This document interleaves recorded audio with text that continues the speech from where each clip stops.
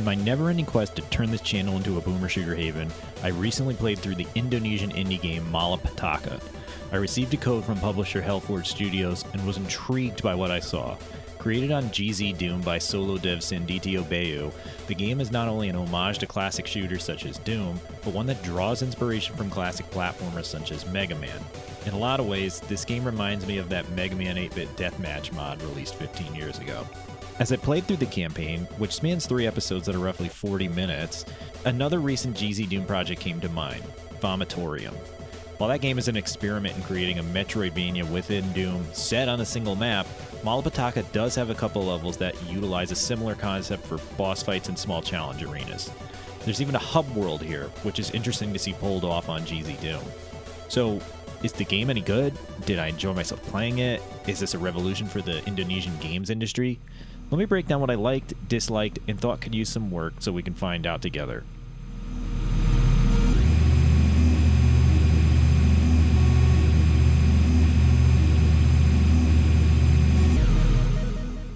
The plot for Petaka is as basic as they come. You assume the role of Petaka, an angry little guy suffering from amnesia who sets off on a journey to recover his memory.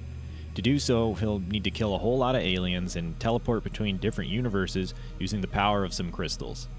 I suppose there's maybe some kind of twist at the end, but the story doesn't put up any false pretenses of being deeper than it is.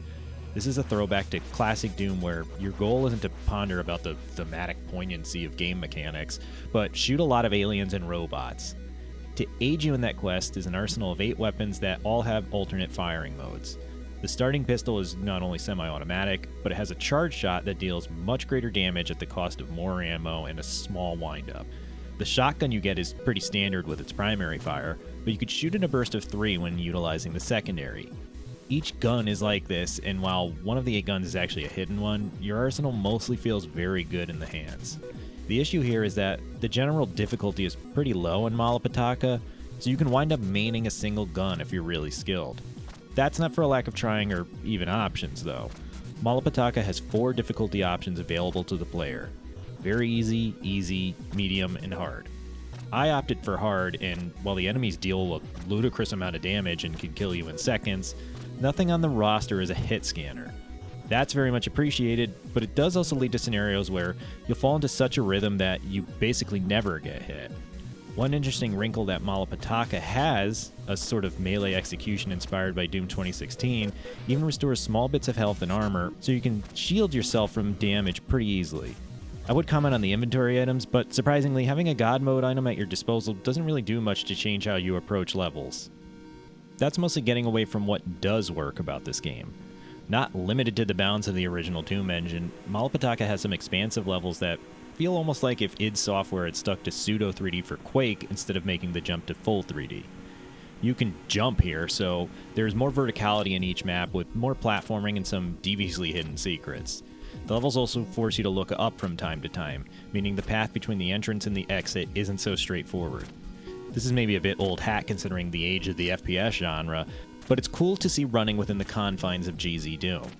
I also really like that keycard doors have a very visible locked or unlocked designator on them, cutting down on backtracking and elongated key hunting. Fighting against enemies is always a blast too, especially since the guns are so cool. The general speed in this game is fast as hell, though maybe not as ludicrously speedy as classic Doom. Your ability to jump sort of mimics how blood plays with encounters, allowing you to create distance by bouncing off enemies' heads. The different configurations of enemies, too, plays into what retro shooters did well by forcing you to adapt on the fly. A shout out needs to be given for not including a lick of actual violence either. You could compare this to Chex Quest with how child-friendly it is, while still appealing to that thirst for carnage that adults have. There's also the general atmosphere, which is brightly colored and full of zest. It's astonishing how much a different coat of paint can change your perception of things, as Petaka isn't explicitly unique, but it comes off feeling like it is. That Mega Man-esque vibe lends itself to enemies full of personality that are each easily recognizable from a distance and through sound cues.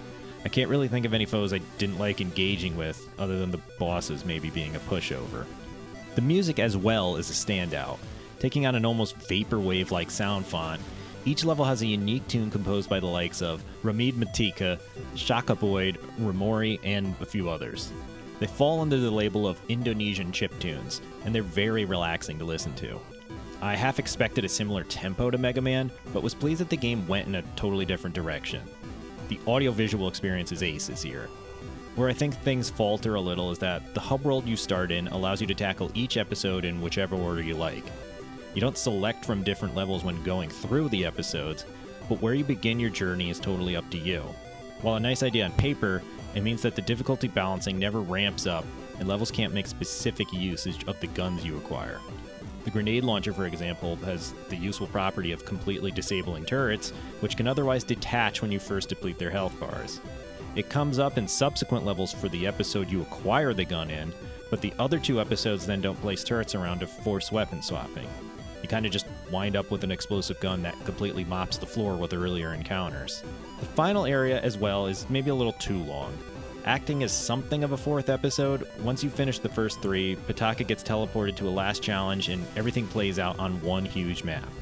At the end of each segment, you square off with the boss of the previous episodes again before taking on the final boss and ultimately concluding the game.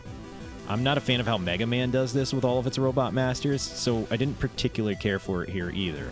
It's not so bad as the bosses don't have any specific weaknesses or anything, so you can mostly just pick the plasma gun, your final weapon that essentially fills the gap of the BFG, and run through them in seconds. The last boss is a bit more interesting with an actual pattern you'll need to avoid, but it still ends things on a rather easy note. All of that being said, there's nothing truly bad about Petaka. Even if I want to complain about its short length, the final cutscene reveals that a free expansion will be coming in the not-too-distant future. I suppose it would function like an ultimate Petaka, and maybe even up the difficulty some. If nothing else, it would be an entirely separate episode that would get around the balancing issues I noted.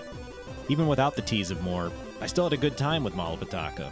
I could bang on about it not being original, but I don't really think that matters much. When the general level of quality is this high, you kind of forget that you're simply playing a reskin of Doom and just go with the flow. I wouldn't say this is the start of a new franchise, and I do believe that inventory items you get are kind of pointless, but the game feels good to move around in. Nailing that lets everything else fall into place nicely.